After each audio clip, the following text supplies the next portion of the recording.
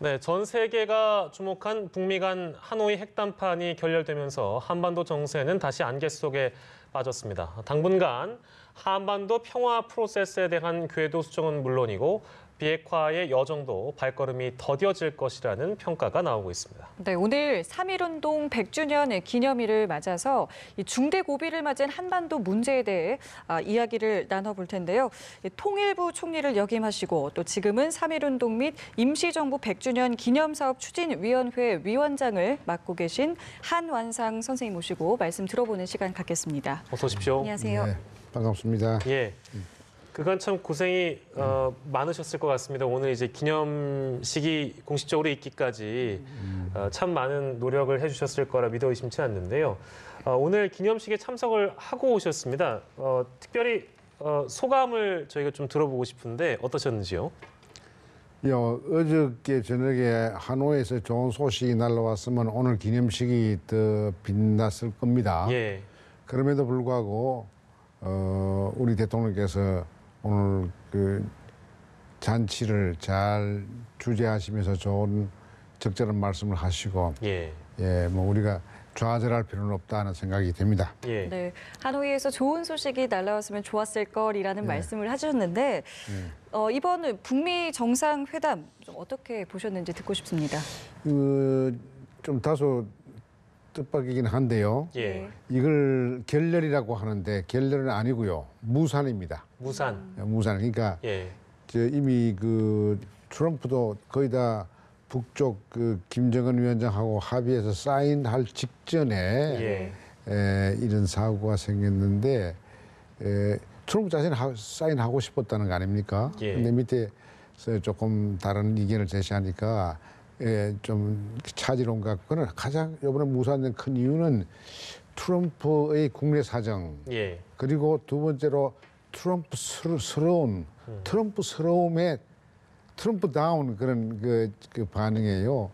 그러니까 미국의 국내 사정은 뭐냐면은 바로 그 코헨이라고 트럼프 대통령이 후보 때부터 도와주던 그 개인 변호사가 하원 정보위원회 나가서 막 심하게 이야기했어요. 그러니까 뭐 자기가 도와줬던 지금 현재 대통령 트럼프를 사기꾼이다, 범죄자다.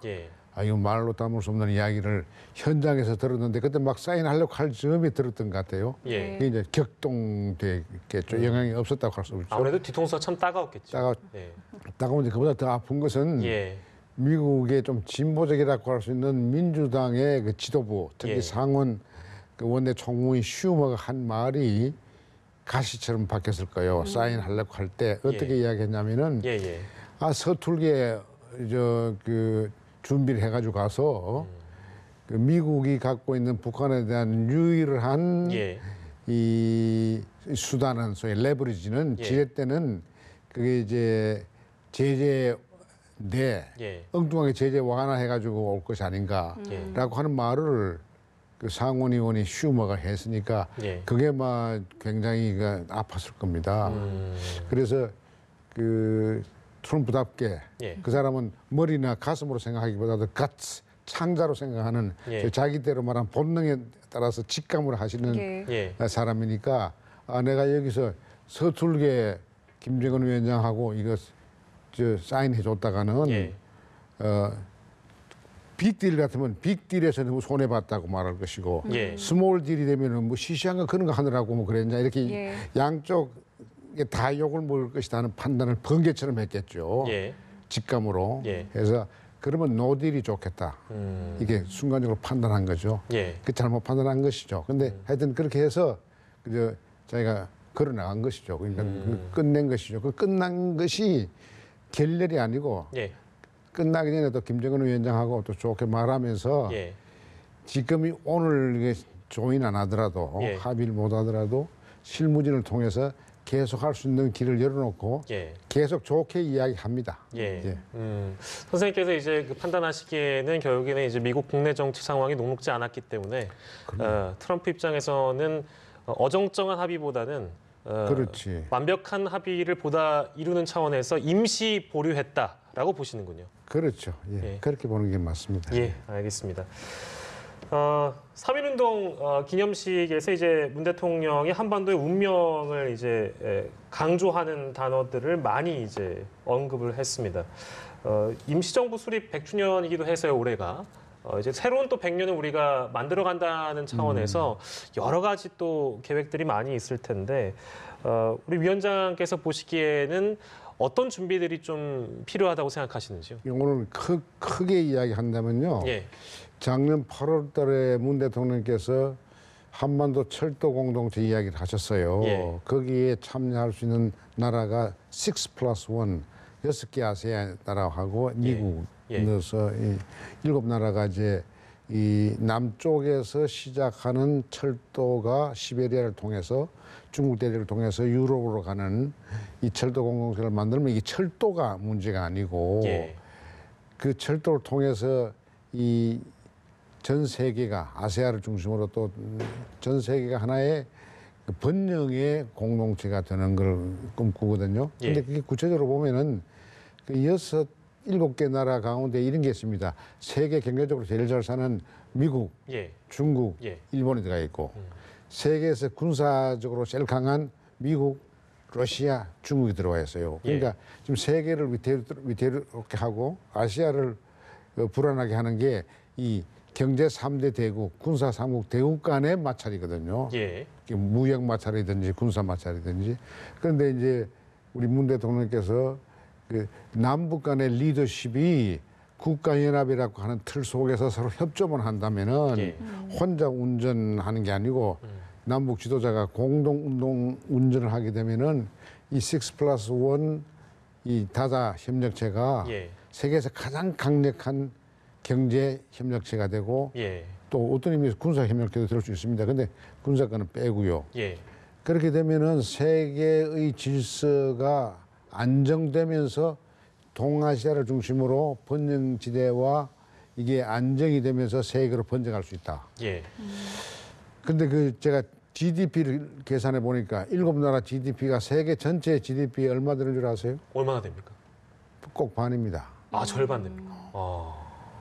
그러니까 굉장히 큰 구상을 하셔서 작년 8월에 그 말씀을 하셨는데 그 말씀은 지금도 유효하고 오늘 3.1절 거기에서 다시 한반도의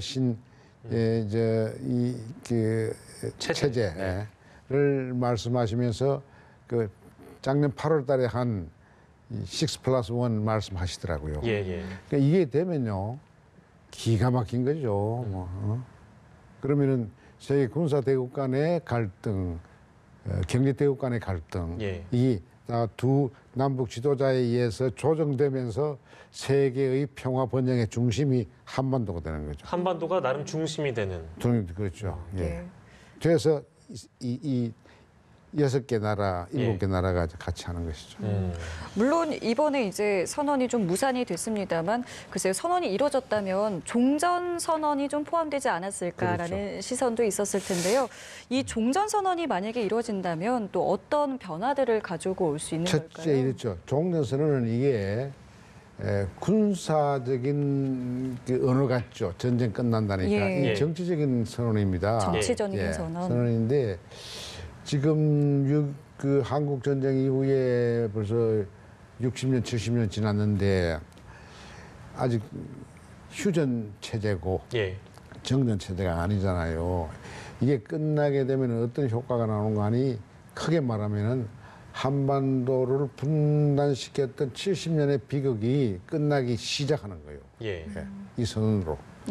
그러면 이게 정전 선언이 되면은 불가피하게 평화 선언으로 가야 돼요. 평화 선언으로 간다는 말은 그게 평화 협정으로 간다는 이야기입니다. 휴전 체제가 평화 체제로 넘어가는 것이죠. 넘어가면은 이 한반도가 어떻게 되는 거 아니? 이제 두 악마들의 서로 악마화시키면서 서로 색깔론을 통해서 대결했던 이것이 끝장나는 거고 이게 또 남북 간에 서로 악마화시켜서 대결한 것이 꼭 우리 남쪽에서는 남남 갈등으로 이어져요. 그것도 이제 동시에 이제 그 끝나는 것이죠. 오늘 대통령 그 3.1절 경축사 가운데 어떤 말이 있는 거 아니 나도 깜짝 놀란 건데 이 소위 자기와 정치적인 입장이 다른 사람을 뺄갱이라고 몰았던 것은 일본 제국주의 세력이 독립운동하는 사람들에서 붙였던 이게 레이블이다. 예, 예.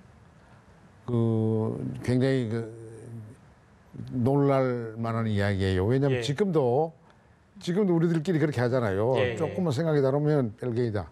그건 독립운동하는 사람들에서 붙인 일본 당국의 제국주의적인 색깔 통제인데 예. 이제 끝나게 돼야죠. 예. 종전선언을 하게 되면은 네네네. 그것도 이제 설 자리가 없는 거죠. 예.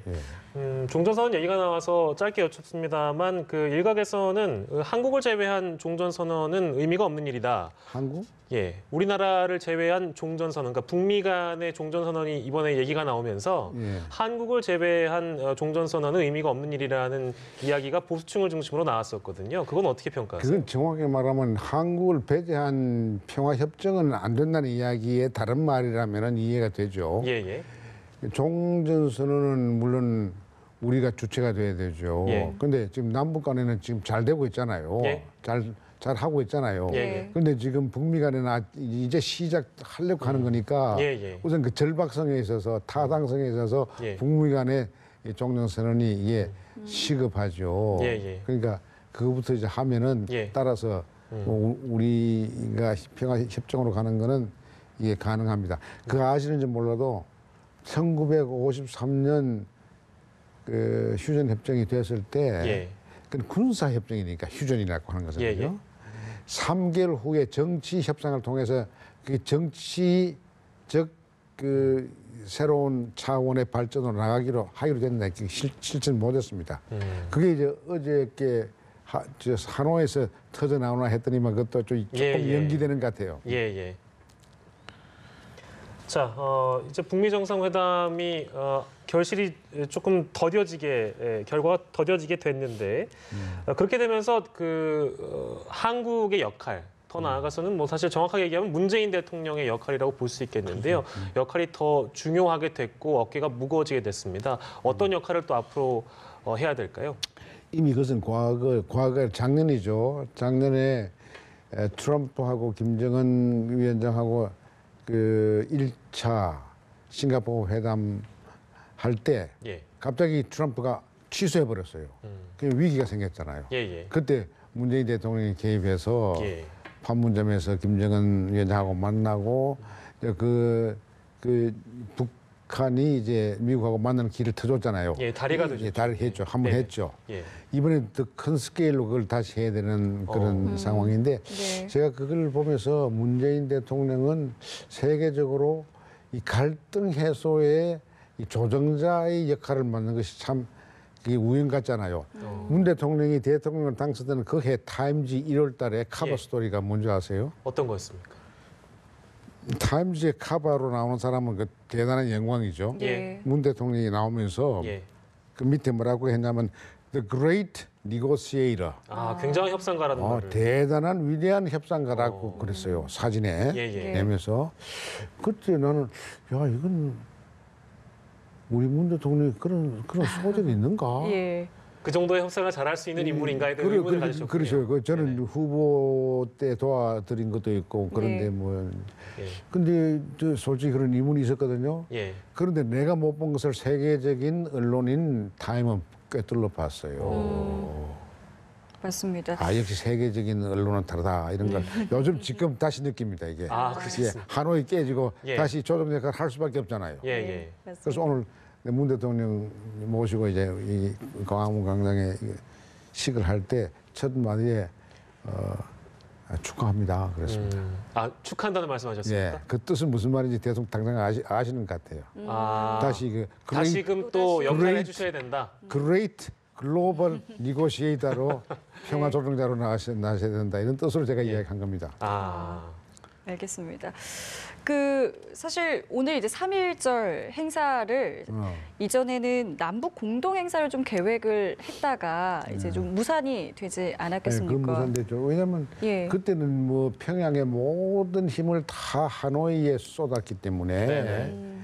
그 공동으로 행사하려 그러면은 그쪽 김정은 위원장이 오셔서 우리 대통령과 같이 하면 그게 어떻게 되냐면은 지금 70년간에 서로 악몽하던 남북 관계가 냉전 대결 처참한 이 관계가 그 공동 행사로 그야말로 하루아침에 확 상전벽해 같은 변화가 오니까 그걸 한 건데 예, 예. 실제로 뭐 거기 하노이의 모든 것을 올인하니까 힘들었죠. 예. 그것이 가장 큰 이유죠.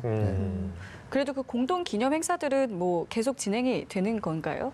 앞으로 이제 이게 지금 이 하노이의 이 지금 문제가 예. 곧 해결되면서 우리 대통령이 또 개입해서 잘 되고 예. 또 문 대통령의 그 6+1 다자 네. 그 경제 협력 체제가 구축이 되는 그런 프로세스 속에서 네. 예. 얼마든지 같이 할 수 있는 게 많죠. 예. 네. 네. 외교 일정이 좀 달라진다면 이런 공동 행사 추진에 더 박차를 가할 수 있는 분위기가 조성이 될 텐데요. 뭐 위원장님께서 잘 아시겠습니다만 더 많은 행사나 이런 것들을 공동으로 북과 함께 추진을 하고 싶어도 대북 제재 여건 때문에 사실 쉽지 않은 상황이라서 우리가 북미 간의 어떤 역할이라고 해야 될까요? 양국의 이견을 좀 좁히기 위해서 우리가 어떤 노력을 해야 될지도 좀 정리를 부탁드리겠습니다. 지금 이제 이게 다시 말하면 문 대통령을 위시해서 우리가 어떻게 해야 되겠느냐 이런 이야기인데요. 예. 이번에 결렬된 걸 보니까 참 허무한 거예요. 그 영변 시설 플러스 알파 가지고 했다는데 서로 다른 생각 갖고서 그게 이제 하노이에서 만난 것 같은데 예. 북한은 트럼프가 말한 대로 이 경제 제재를 다 풀어라. 그래야만이 우리가 비핵화하겠다. 이게 아니었어요. 예, 예. 어제 이종호 그 외상이 이야기한 것은 그 1900 몇 년도부터 몇 년도까지 한 2년 동안에 11번의 유엔 제재가 있었는데 그 가운데 5개 조항 가운데서도 예. 지금 북한 주민들의 경제 민생 문제, 예. 예. 먹고 사는 문제, 예. 뭐 관련되는 그 부분만을 완화해달라. 예. 그랬는데 트럼프는 깨고 나가면서 예. 아주 완전한 제재를 했다. 이건 잘못이죠. 이제 그 수준부터 이제 우리가 조절하는 것이 나와야 되죠. 예, 예. 그러면 요 다음번 실무를 통해서 또 정상이 만난다면은 예. 그 해소를 해서 예. 민생 문제. 왜냐하면 민생 문제는 트럼프도 어제 가면서 그랬습니다. 예. 더 이제 제재를 강화할 것이 안 한다. 예. 왜? 북한 주민의 딱한 사정을 알기 때문에. 이거 참 예. 좋은 이야기였어요. 예, 예. 예. 그러면 북한 사람들의 경제적인 어려움을 안다면은 그 풀어주는 유엔 제재 가운데 일부를 완화시켜 주고 예. 거기에 대해서 북한이 좀 더 성의 있게 비핵화 단계를 높이면 이게 예. 풀리는 것이죠. 예, 예. 그러니까 이번에 이게 결렬된 게 어떤 의미에서는 더 나은 결과를 위한 소위 이 진전을 위한 예. 2보 진전을 위한 일부 일부 후퇴. 후퇴. 예, 그렇게 볼 수 있죠. 예. 예. 알겠습니다. 저희 오늘 3.1운동을 맞아서 이제 한한상 선생님 모시고 이야기 나눠봤는데요. 저희가 시간 관계상 여기서 인사드리도록 하겠습니다. 오늘 말씀 고맙습니다. 고맙습니다, 선생님. 예, 예.